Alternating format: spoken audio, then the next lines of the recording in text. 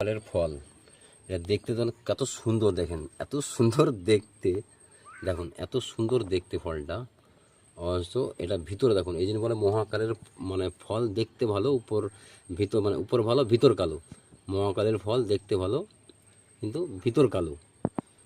দেখুন এটাকে আমি ফাটাচ্ছি, আপনি দেখুন শুধু, তারা বুঝতে পারবেন যে মহাকালের ফল মানে কেমন হয়। ওই জন্য মানে একটা শ্লোক আছে যে মহাকালের ফল বলে না, যে মহাকালের ফল।